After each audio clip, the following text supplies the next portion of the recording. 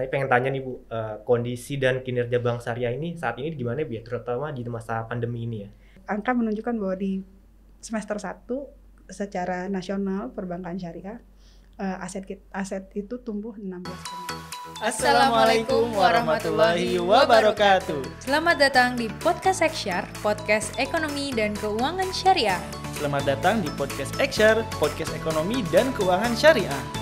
Podcast ekonomi dan keuangan syariah bersama Departemen Ekonomi dan Keuangan Syariah Bank Indonesia membahas berbagai isu menarik dan perkembangan terkait ekonomi dan keuangan syariah di Indonesia.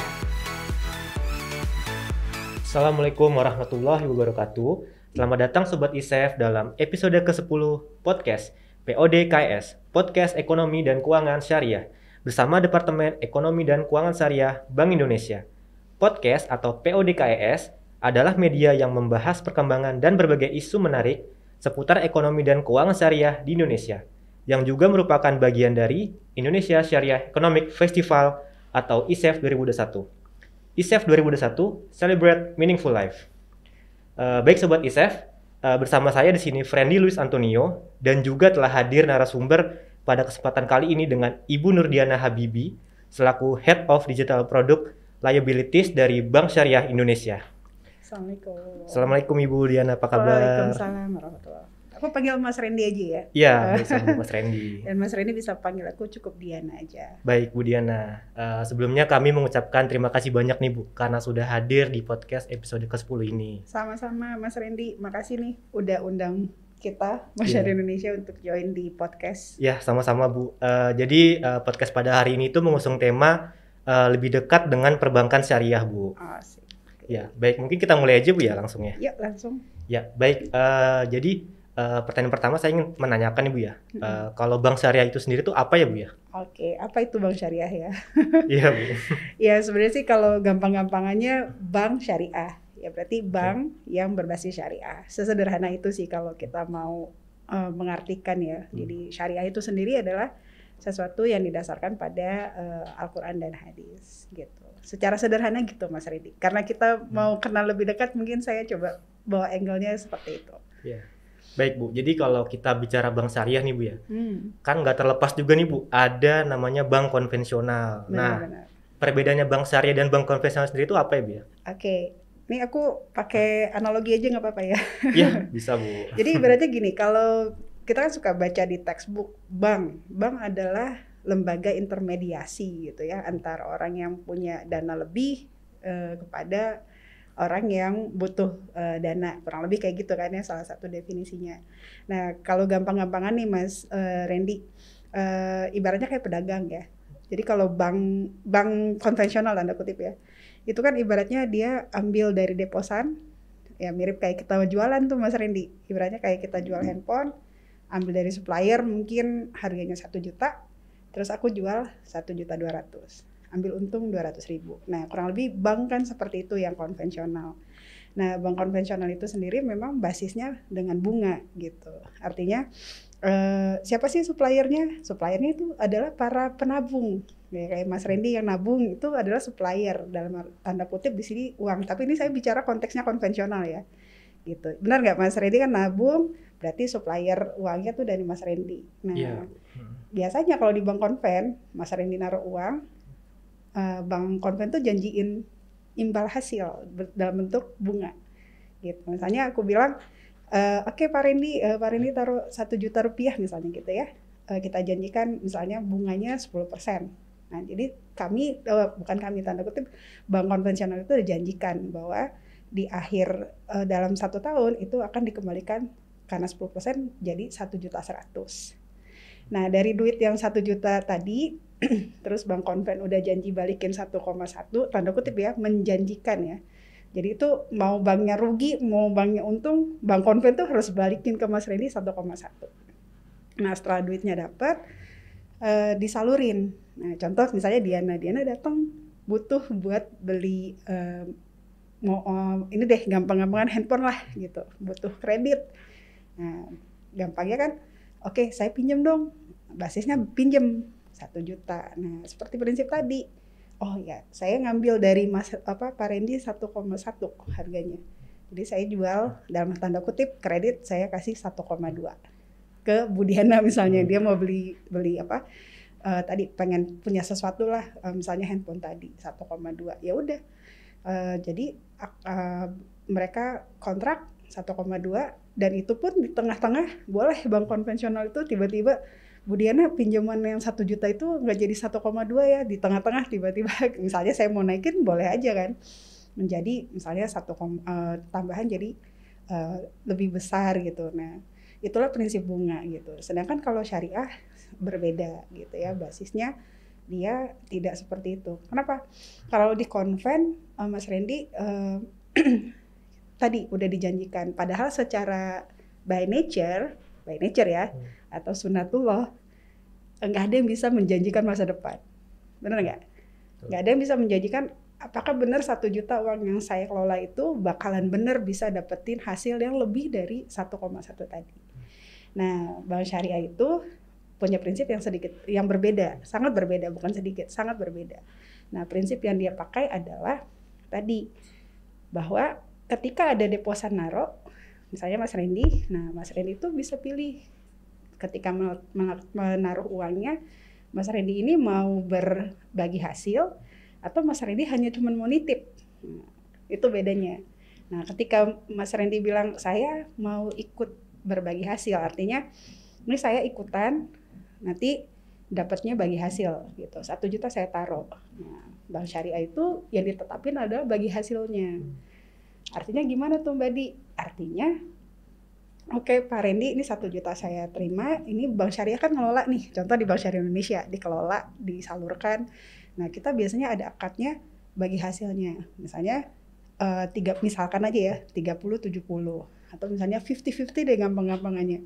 Jadi dari uang 1 juta ini kami kelola, hasilnya 50% kepada Pak Randy, 50% untuk bank, karena bank yang mengelola kan. Nah, prinsip ini yang berbeda. Jadi impact-nya buat penaruh dana atau deposan kita, dia sebenarnya secara langsung bisa ngerasain bank syariah ini sehat apa enggak, sebenarnya dari performance bagi hasilnya langsung dirasain.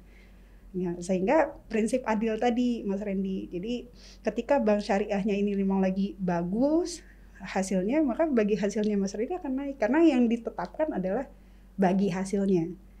50% dari hasil yang didapatkan bank, 50% yang dihasilkan oleh bank juga dapat kita bagi 2 lah kurang lebih.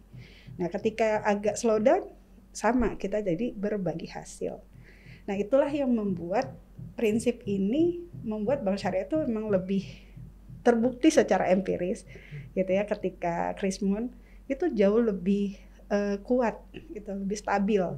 Karena kuncinya tadi dia ikutin sunatullahnya gitu. Yang ditetapkan itu bukan janji hasilnya tapi porsinya berapa nih gitu. Nah, itu pilihan pertama buat deposan. Ya, bisa taruh uangnya dengan basis bagi hasil. Kita pakainya mudharabah mutlaqah saat ini. Ada juga mudharabah muqayyadah juga ada, tapi yang umum adalah mudharabah mutlaqah. Nah, itu istilah aja lah. Tapi gampang-gampangannya adalah ini sebagai investor Mas Randy. Nah, pilihan kedua Mas Randy ketika naruh uang bisa juga hanya titip. Wadiyah basisnya. Ya udah tutup mata, pokoknya Mbak Diana ini kalau saya customer service-nya kurang lebih, ini saya titip uang saya 1 juta di Bank Syariah Indonesia. Kapanpun saya mau ambil harus ready kan, artinya kan karena dia basisnya wadiyah tadi. Nah, ketika wadiyah maka memang tidak berbagi hasil. Sifatnya yang dikasih keuntungannya apa nih dari Bank Syariah? Ya karena titipan ya tadi berbeda dengan basis yang pertama gitu. Bisa jadi ada Bank Syariah yang memberikan bonus, ada yang tidak. Tidak, misalnya kalau kayak di kami tabungan wadiyah itu udah dititip tapi kita berikan kenyamanan buat nasabah, kita bikin itu free of charge biaya bulanan misalkan kayak gitu. Nah, itu yang pertama. Jadi contoh perbedaannya lah. Jadi kalau konvensional sama syariah kurang lebih gitu. Kalau di konven ya uang itu menjadi seperti komoditi lah gitu. Sedangkan kalau di syariah ya kita basisnya tadi sesuai dengan tuntunan. Kemudian mungkin ini juga yang menjadi daya tarik gitu, dengan empiris tadi kemampuan bank syariah itu sustain ya dalam menghadapi kondisi termasuk krisis gitu. Kita udah ngerasain beberapa kali ya itu menjadi daya tarik sendiri gitu. Makanya dibilang kayaknya nih emang bank syariah itu bank yang etis ya, ethical gitu, karena dia ada fairness-nya, terus juga terbuka. Karena gampang sih Mas Randy ngerasain detaknya bank itu kalau di bank syariah langsung kerasa. Bagi hasilnya nih turun, ya kita juga bisa compare kan, oh turun tapi market emang lagi turun, oh normal. Tapi market lagi bagus kok bank syariah bagi hasilnya turun, itu bisa langsung detect nih. Jadi benar-benar open, terbuka gitu. Nah yang kedua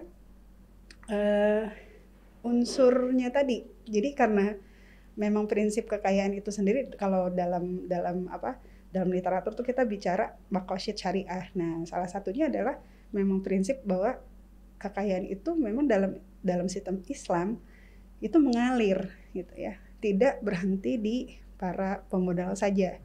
Makanya di dalam sistem kita kan ada yang namanya zakat.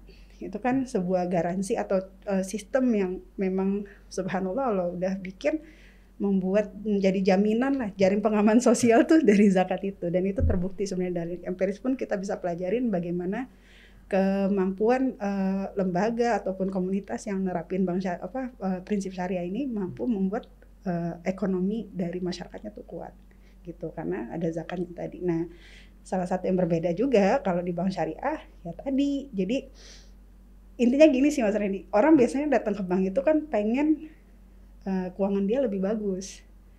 Either misalnya saya yang tadinya nggak bisa punya rumah, jadi bisa punya rumah karena bantuan bank, mau konven mau syariah itu kan bisa bantu itu. Nah cuman suatu yang berbeda lagi adalah selain keuangan saya pribadi bertumbuh gitu ya, bertumbuh tuh jadi mampu gitu ya, saya juga kalau lewat bank syariah ini juga mengalirkan. Jadi karena di dalam sistem kita sendiri kepada para deposan kita kasih pilihan, Pak Randy nanti dari bagi hasil yang didapat mau dipotong zakatnya atau tidak gitu. Jadi unsur tadi tidak hanya memperkaya diri sendiri, tapi juga kepedulian dan juga kekayaan itu mengalir kepada yang lain, itu berjalan. Dan alhamdulillah jadi bank syariah itu bisa menjadi sebuah platform gitu ya, yang membangun tadi tatanan ekonomi syariah ini dengan baik gitu.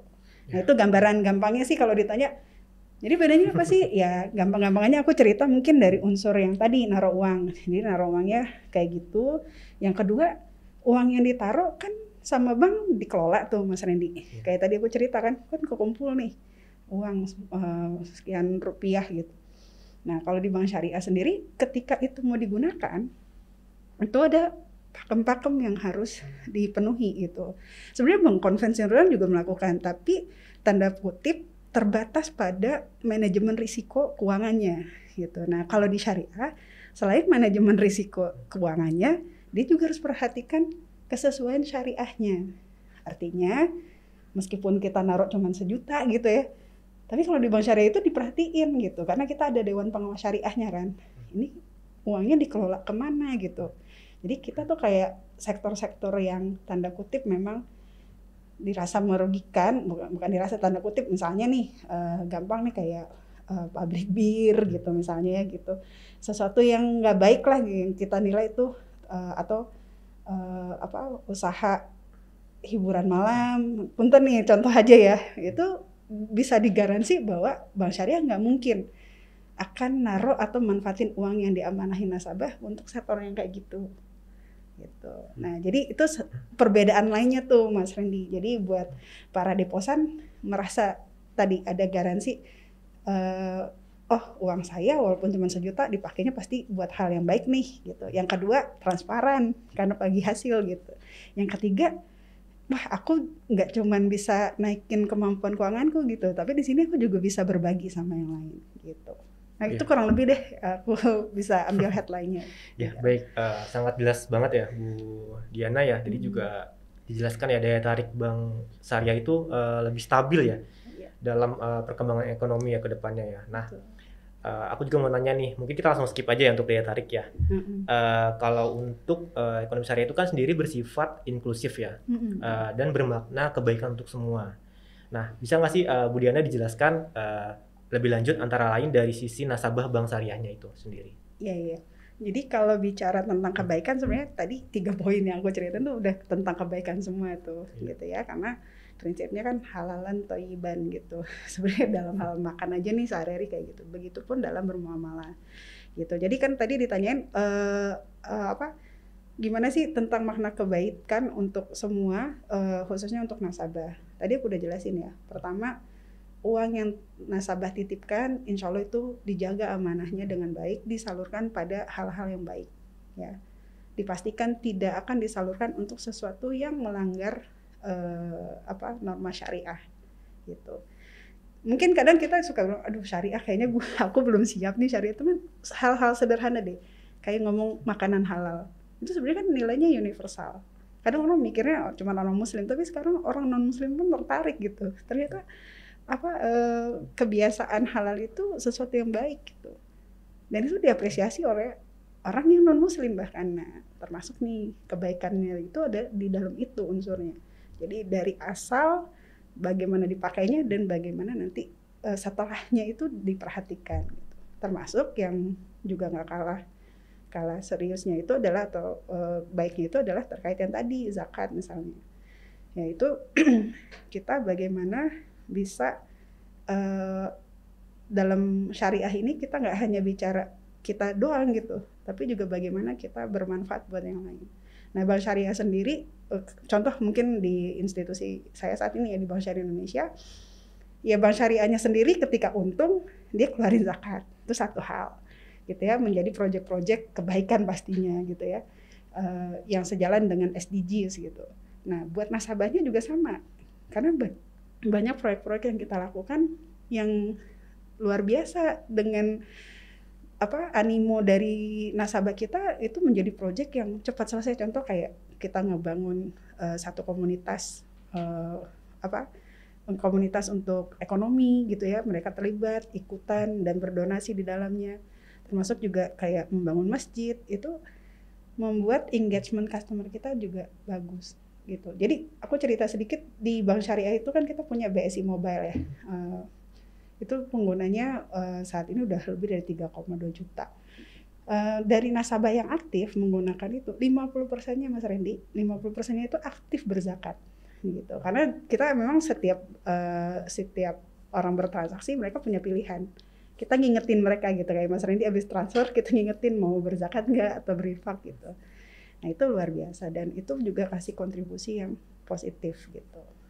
Itu sih contoh-contoh kebaikan ya, selain yang sebenarnya perbedaan konvensional dengan syariah sendiri, itu sendiri menunjukkan apa value-nya. Karena balik lagi kalau ditanya, jadi apa dong yang menarik dengan bank syariah? Value-nya. Dan kalau Mas Randy perhatiin, animo sekarang di dunia, orang nggak sekedar mencari hit angka yang tinggi, tapi mereka lebih nyari mana yang sustain.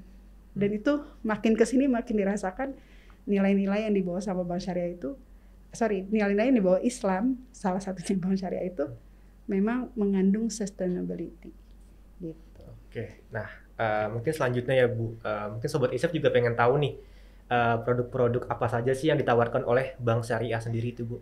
Iya. Jadi balik ya, kenapa sih harus ada bank, atau kayak kita di Bank Syariah Indonesia, kenapa sih harus ada kita gitu? Apa sih yang mau kita bantu dengan masyarakatnya? Pasti tadi jawabannya bahwa kita ingin nasabah kita bertumbuh kemampuan keuangannya. Nah, bicara kemampuan keuangan nih Mas, bisa jadi buat mereka yang sudah punya lebihan, mereka bisa naruh uangnya. Nah, itu tinggal pilih mau yang menjanjikan return lebih tinggi atau yang sifatnya saya hanya titipkan. Nah, itu juga tinggal pilihan, ada deposito atau hanya udah saya buat transaksi hari-hari ya taruhnya di tabungan. Bahkan kalau misalnya mau ngembangin nilai aset yang dimiliki, kita pun bahkan punya namanya BSI tabungan emas gitu ya, di mana nasabah itu buka sebuah account itu udah diakadkan bahwa ini tempat untuk menyimpan emas yang saya beli ke BSI. Nah, itu kita juga sediakan. Nasabah bisa setiap hari lakukan belanja atau beli emas untuk tadi mungkin dia mau hedging sebagian dari portofolionya, itu kita bisa sediakan. Itu buat nasabah-nasabah kita yang punya kelebihan dana ya bisa taruh gitu. Nah, kemudian buat nasabah kita sendiri kan bicara produknya apa ya? Yang sebaliknya buat mereka yang memang ada kebutuhan ya. Jadi kayak Kalau buat pengusaha ya bisa modal kerja, entah buat investasi gitu ya. Itu kita sediakan. Kemudian untuk kita nih kayak saya gitu ya, pegawai-pegawai lah kurang lebih gitu, para first jobber, itu juga kita sediakan kayak pembiayaan untuk bisa punya rumah gitu ya. Bahkan kita untuk yang segmen milenial itu sampai tenor 30 tahun kita punya generasi muda. Itu ngebantu buat anak-anak muda punya hope, punya rumah dari awal gitu ya. Terus pengen punya mobil itu bisa. Bahkan untuk kebutuhan yang mendesak pun kita pun sekarang sudah mulai hadirkan itu melalui platform digital kita. Jadi kita upayakan apa yang dibutuhin nasabah itu bisa kita cover. Termasuk buat orang-orang yang butuh pembiayaan mendadak gitu. Mungkin yang ngerasain sekarang ini lagi musimnya ini soalnya daftar sekolah. Kadang-kadang kita wah kurang nih gitu. Kebetulan punya emas gitu. Itu juga bisa digadaikan. Jadi kita banyak fitur yang intinya membantu nasabah kita untuk mengatasi problem keuangan mereka atau kebutuhan keuangan mereka. Nah, nggak berhenti dari situ. Dalam keseharian bermuamalah sendiri kan kita pasti kadang butuh untuk melakukan tadi harus beresin tagihan listrik atau harus transfer mamah nih tiap bulan gitu atau pengen rutin gitu. Itu semua kita juga cover dalam fitur-fitur transaksional. Alhamdulillah di Bank Syariah juga itu udah compete ya. Kami at least di kami di Bank Syariah Indonesia itu top up, terus mau belanja di e-commerce, itu insya Allah semua udah tercover Mas Randy. Jadi supaya lagi-lagi mempermudah orang dan membuat orang tidak lagi ragu untuk pindah ke Bank Syariah gitu sih. Dan yang juga nggak kalah menariknya adalah nggak stop sampai situ. Kita yang punya penghasilan rutin pun kalau mau rutin berzakat kita ada menunya untuk membayar zakat. Kalau bingung ngitungnya juga ada kalkulatornya gitu ya. Terus mau akikah, mau kurban itu kita sediain. Jadi emang ada tagline kita di Bank Syariah Indonesia tuh pengen banget Bank Syariah Indonesia itu nggak cuma sekedar jadi teman finansial. Karena kalau bank itu kan udah pasti teman finansial ya, ngebantu orang untuk mampu finansial. Tapi kita juga pengen jadi teman yang ngebantu sosial dan spiritual mereka gitu. Nah itu sih kurang lebih sih kalau produk. Jadi bisa dibilang apa yang ada di Konven insya Allah udah tercover di Syariah plus. Jadi ada plusnya.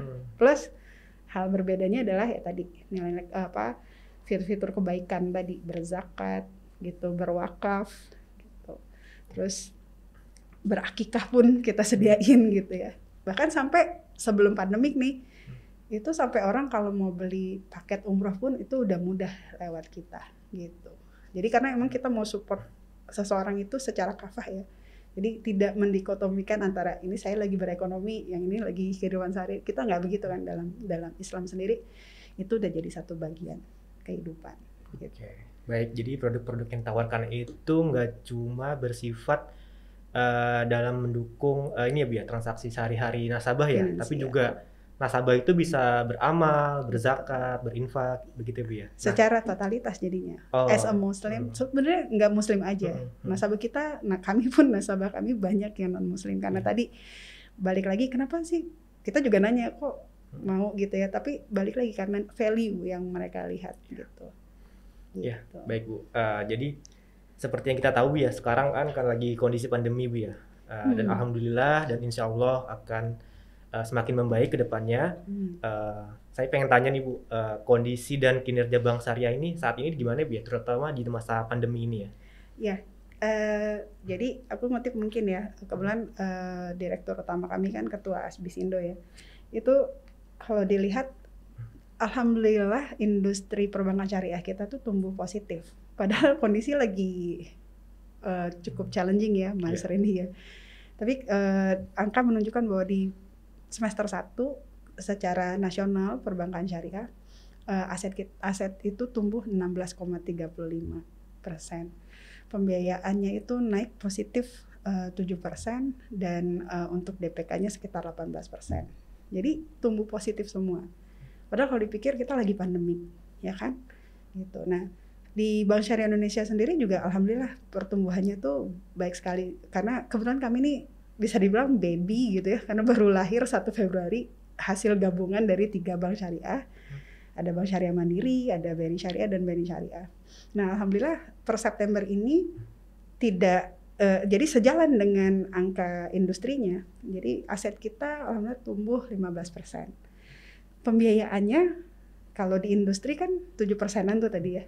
Kita double digit, 15%. Dan NPF-nya terjaga alhamdulillah. Di level NPF netnya itu di 1% gitu. Bagaimana dengan dana pihak ketiganya? Sama, tumbuh double digit seperti industri gitu ya. Tabungannya kita itu tumbuh 12% gitu, dengan komposisi dana murahnya juga tinggi gitu. Nah, jadi itu kondisinya. Dan dari pembiayaan tadi pun kita ke sektor UMKM itu di September sudah hampir 23% gitu ya, tepatnya di 22,9%. Jadi ini Masya Allah berkah ya. Jadi alhamdulillah kita bisa tumbuh positif, dan ujung-ujungnya kan dari angka-angka tadi laba ya. Alhamdulillah di Bank Syariah Indonesia sendiri kita labanya tumbuh di 37% September kemarin gitu. Jadi ini benar-benar penuh dengan apa ya, pandemik tapi berkahnya tetap berlimpah gitu. Alhamdulillah ya Bu, Gitu. semakin berkah ya Bu ya. Insya Allah. Nah, saya mau tanya lagi juga nih Bu, kalau peran perbankan syariah itu dalam mendorong pembangunan ekonomi nasional itu seperti apa Bu? Ya pastinya sebenarnya perbankan punya posisi yang sangat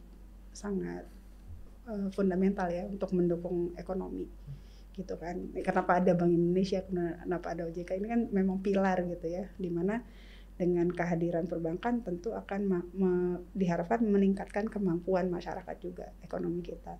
Nah, kalau bicara bagaimana dukungan perbankan syariah, tentu apalagi Indonesia itu kan terkenal banget dengan potensi pasar syariahnya gitu ya.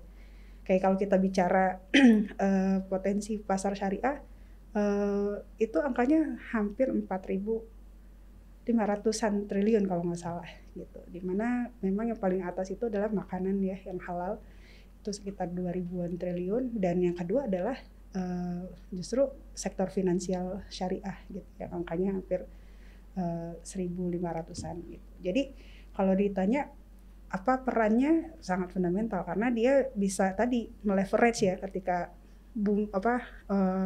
contoh kayak ke pandemi kemarin.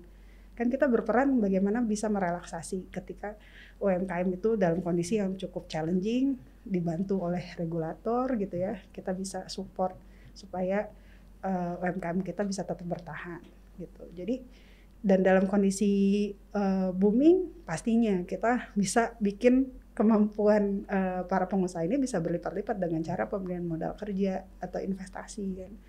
Jadi tentunya dengan potensi tadi halal industri, udah gitu kita namanya perbankan syariah ya, harusnya menjadi topang utama kan gitu. Meskipun saat ini kita masih mengejar posisi tadi untuk bisa menjadi penopang utama pertumbuhan ekonomi di negara kita gitu. Jadi pastinya sih Mas itu perannya sangat krusial dan sangat penting. Nah, kalau tadi kita bicara peran ya Bu ya. Sekarang kita bicara dukungan nih Bu, perbankan syariah terhadap pembiayaan industri halal, antara ada sektor makanan halal, fashion atau busana muslim, dan juga wisata muslim. Itu seperti apa ya Bu? Ini kalau kita lihat angka di September ya, mungkin saya nggak bisa bicara angka industri, saya coba bawa angka di Bank Syariah Indonesia sendiri. Itu dari total nasabah pembiayaan kita, itu 10%-nya adalah sektor tersebut Mas Randy. Khususnya yang tadi makanan dan fashion ya, dua tadi itu dari total nasabah kita itu 10%-nya adalah sektor tersebut. Nah, angka ini tentu masih terbuka ruang yang lebih besar gitu. Jadi bahkan banyak dari dari nasabah kita ini memberikan ide baru, insight baru untuk kita juga untuk come up inovasi-inovasi kita, bagaimana mendukung supaya benar-benar industri yang bagus ini bisa totalitas dilayani melalui perbankan syariah gitu. Jadi kalau ditanya dukungan, insya Allah kita sangat support karena kita lihat ini potensinya besar sekali, dan ini juga menjadi use case buat Bank Syariah karena kita jadi ngelihat kita perlu gini nih untuk bisa compete, karena saat ini mungkin banyak masih dilayani oleh bank konvensional. Nah, ini kan jadi menjadi sebuah peluang kan, jadi kita pengen ini bisa lebih besar lagi. Nah, contohnya apa? Inovasinya bagaimana ternyata mulainya bukan dari pembiayaan dulu nih gitu. Pembiayaan itu satu hal ya, tapi bagaimana kita mendukung transaksi harian mereka itu bisa tercover. Nah, jadi dari situ kita banyak hal yang dikembangin di Bank Syariah Indonesia itu memang triggernya adalah dari nasabah-nasabah kita, termasuk ini sektor yang besar ini gitu ya. Nah, contohnya apa? Akhirnya kita come up supaya bisa yang namanya pembayaran atau orang belanja e-commerce itu bisa di cover, karena di e-commerce sendiri kan fashion tuh juga besar ya, dia punya kontribusi gitu. Nah, itu salah satu contoh lah wujud bahwa kita pengen banget support industri ini gitu. Nah, itu contoh tadi gimana orang mudah untuk belanja gitu ya. Kemudian bagaimana untuk para pengusaha sendiri, para merchant-merchant ini bisa transaksinya lancar ya. Kita upayakan tuh ada layanan EDC-nya, QRAS-nya juga kita bisa bantu gitu ya. Kemudian fitur-fitur dari giro dan tabungan kita untuk bisa compete dan membantu mereka gitu. Nah, termasuk kita banyak juga kerjasama tuh kayak kartu-kartu kita tuh Mas. Karena di Bank Syariah Indonesia kita punya 2 ya, satu debit card, yang satu lagi adalah credit card yang syariah gitu ya, Hasanah Card. Nah, ini kita juga salah satu bentuk dukungannya adalah kita banyak kerjasama dengan merchant-merchant gitu ya, membantu dengan program-program kerjasama diskon kan, kita taruh promo-promonya, itu kan juga mengangkat brand-brand fashion kita, jadi orang juga tertrigger untuk belanja. Jadi banyak angle sih, not only tentang pembiayaan, tapi juga bagaimana mendukung mereka transaksi kesehariannya gitu. Ya, baik. Jadi kalau zaman sekarang nih Bu ya, kita bicara era digitalisasi ekonomi. Bagaimana sih peran perbankan syariah itu dalam menghadapi dan mungkin memanfaatkan ya Bu ya di era digitalisasi ini Bu? Oke, digital ya, jadi pandemik gitu. Jadi memang pandemik ini bawa berkah banget deh, karena iya benar-benar buat use case di Bank Syariah Indonesia deh, gitu ya. Pandemik ini justru menjadi moment of truth gitu. Jadi sebenarnya kalau di legacy kami itu dari tahun 2018 kita bangun tuh kapabilitas digital gitu ya. 2019 compete untuk bisa layani misalnya mempermudah orang buka rekeningnya bisa online ya. Saat itu nggak lebih dari 10 bank kita udah bisa gitu masuk sebagai bagian dari penggerak inovasi tersebut. Nah, pas pandemik Mas Randy, tadinya tuh jadi ukurannya gampang gini, kita di electronic channel itu kan ada orang transaksi lewat ATM, ada orang lewat digital. Dalam ini kan lewat mobile banking ya kan. Nah, waktu sebelum pandemik, mobile banking tuh urutannya di bawah ATM, jumlah transaksinya nih. Pas pandemik itu dia melesat gitu. Bahkan di tahun ini, di Oktober ya kemarin, itu pertumbuhannya 146%. Pertumbuhan transaksi melalui mobile. Jadi dengan pandemi ini justru menjadi moment of truth, memaksa orang akhirnya terbiasa dengan digital, dan alhamdulillah karena kita udah nyiapin dari 2018, 2019 itu jadi kayak ya Allah udah ngarahin kita untuk nyiapin duluan dan ini kejadian gitu. Nah, akhirnya kita bisa bertahan lah. Jadi dalam kondisi kita PPKM kemarin kan luar biasa, semua ditutup, outlet terbatas gitu ya. Dengan digitalisasi yang udah ada itu jadi ngebantu nasabah, mereka bisa tetap open account, harus transfer, dan juga dibantu regulator juga ya untuk relaksasi jumlah limit transaksi. Itu benar-benar pandemi ini jadi kayak bawa berkah tadi sih, moment of truth. Akhirnya kita punya mobile sekarang akhirnya menjadi kontribusi pertama gitu. Padahal sebelum pandemik dia masih di bawah gitu. Sekarang kontribusi pertama terhadap transaksi, dan transaksi kita secara digital pun sudah 95% itu terjadi lewat channel digital gitu. 5%-nya masih lewat physical, itu juga lebih kepada nasabah-nasabah kita yang memang pengguna giran, yang memang dia kan harus pakai warkat ya, jadi emang harus datang ke sana, ataupun segmen yang memang ada kebutuhan untuk tetap dilayani secara fisik gitu. Ya, baik Bu. Jadi kan perbankan syariah itu merupakan salah satu sektor yang penting ya Bu dalam ekosistem ekonomi dan keuangan syariah. Kita akan masuk di keuangan sosial syariah nih Bu. Seperti ada zakat, wakaf. Nah, bagaimana sih Bu sinergi keuangan komersial dan sosial syariah yang telah dilakukan oleh Bank Syariah itu sendiri? Oke. Aku sedikit sebelum jawab ke sana, sedikit bicara yang tadi ya tentang pandemi. Nah, selain tadi, punten nih Mas, jadi aku agak flashback. Selain tadi momen moment of truth transaksinya naik, itu juga menjadi trigger Bank Syariah Indonesia untuk mikirin gimana caranya layanan ini bisa dilakukan lewat digital.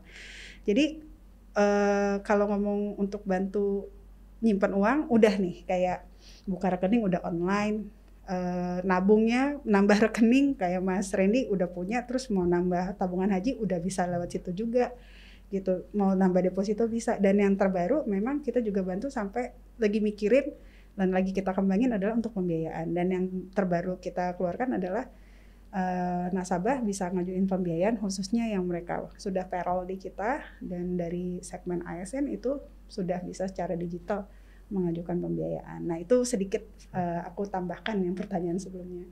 Nah sekarang bagaimana dengan kolaborasi di Ziswaf ya tadi pertanyaannya kan ya. Betul. Nah di awal kan udah cerita tuh. Ziswaf ini memang jadi keunikan dan memang itu nilai berbedanya syariah gitu ya. Ekonomi syariah tuh di situ. Dimana berbeda sekali dengan sistem ekonomi kapitalis yang uang itu hanya berputar di orang-orang pemodal. Tapi kalau dalam syariah Allah udah bilang bagian dari pendapatanmu ada hak orang lain, dan itu bukan harta kamu, harta orang lain. Harta tersebut dititipkan. Nah, kita udah bangun khusus untuk ekosistem ini secara serius. Jadi alhamdulillah di tahun ini untuk transaksi Ziswaf sendiri itu bisa naik sampai 126% dari tahun sebelumnya. Jadi ini alhamdulillah selalu pertumbuhannya sangat eksponensial, dan kalau secara jumlah transaksi itu sekitar 4,5 juta transaksi Ziswaf gitu. Dan bagaimana kita kolaborasi? Nah, kami sadar bahwa bank itu kan mempertemukan banyak nasabah ya. Jadi kita ibaratnya dengan basis nasabah yang kita miliki itu kita kerjasama dengan lembaga-lembaga Ziswaf. Contoh lah, kita punya Basnas gitu ya. Terus kita sendiri di Bank Syariah Indonesia punya namanya BSM Umat gitu ya. Kemudian ada rekan kita juga ada Dompet Duafa, Rumah Zakat, Kita Bisa, itu kita gandeng. Sehingga kita memberikan infrastruktur yang kami miliki gitu ya. Jadi ini bentuk dukungan konkretnya ya. Kami punya 16 juta customer, kami punya lewat mobile, punya ATM gitu ya. Kita berikan itu sebagai platform di mana memberikan saluran gitu. Jadi mitra-mitra kami sehingga nasabah bisa menyalurkan zakatnya kepada mereka gitu. Jadi dengan harapan tadi membuat mitra kita itu juga mudah-mudahan juga ikut tumbuh bersama kita gitu ya. Yang tadi saya udah sebutkan gitu. Jadi balik lagi sih kalau terkait kolaborasi, insya Allah itu sudah masuk dalam satu ekosistem sendiri yang kita bangun Mas Randy. Jadi segitu seriusnya. Belum lagi potensi zakat, sering kan Mas Randy mungkin dengarkan betapa besarnya potensi zakat, namun masih banyak disalurkan tidak melalui intinya secara cash lah gitu ya. Itu juga menjadi PR bareng, dan alhamdulillah BSI di situ hadir untuk coba bantu gitu. Bagaimana kebutuhan mitra kita, jadi kita bisa kolaborasi, bisa kerjasama bareng-bareng gitu. Karena sebenarnya kami mirip-mirip kan, beda-beda tipis. Kalau bank intermediasi orang-orang yang mampu, ya bisa dikatakan gitulah ya, para muzaki gitu. Sedangkan mitra kita kayak yang tadi saya sebutkan, beliau-beliau itu adalah intermediasi juga, tapi segmennya segmen tabaru ibaratnya sosial gitu ya. Jadi mempertemukan antara muzaki, mereka yang memang sudah wajib zakat gitu atau wakif gitu ya, dengan orang-orang yang membutuhkan dalam hal ini mustahik maupun objek dari wakaf gitu. Nah, kesamaan ini yang kita bangun, akhirnya kita anggap ya ini salah satu bentuk fastabiqul khairatnya lah gitu. BSI kasih kesempatan, silakan. Kita punya platform lewat mobile banking bisa, lewat ATM bisa, terutama lewat mobile, dan silakan berikan proyek-proyek terbaik. Dan kita juga punya satu platform lagi jadi Berkah ID. Nah, itu juga ngebantu. Apa bedanya sih? Kenapa harus ada lagi? Itu memang untuk supaya proyek-proyek dari mitra kita itu, kalau di mobile banking kan berarti harus nasabah BSI dong, ya kan? Kalau yang bayar lewat Bank Syariah Indonesia, itu kan pasti mereka berarti udah nasabah Bank Syariah Indonesia. Nah, jadi Berkah ID ini ngebantu proyek-proyek dari mitra kita supaya bisa dipakai oleh orang yang tabungannya kebetulan nggak di BSI gitu. Nah, itu kita lewat platform jadi Berkah ID. Nah, itu bentuk dari keseriusan kita terhadap ekosistem ZSWAF ini. Gitu. Iya. Jadi kuncinya bersinergi dan berkolaborasi ya Bu ya, pada lembaga-lembaga terkait ya. Nah, mungkin aku pengen menanyakan Bu ya, pertanyaan terakhir nih Bu. Udah gak terasa ya? Udah terasa nih Bu. Ya, jadi bagaimana sih Bu prospek perbankan syariah ini ke depannya Bu ya? Prospek perbankan syariah. Ya. Mungkin kita kutip aja ya, nggak susah-susah dari Wapres kita.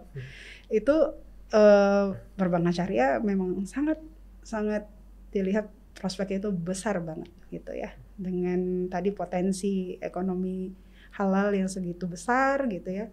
Kemudian penduduk muslimnya memang juga besar gitu kan. Itu sampai-sampai dibilang ya bahwa aspirasi yang muncul dari pemerintah gimana caranya Indonesia itu menjadi tren pertumbuhan ekonomi maupun keuangan syariah dunia gitu. Nah itu kan sebenarnya udah clue bahwa memang pasarnya gede, potensinya besar. Jadi kalau dibilang ke depan akan gimana?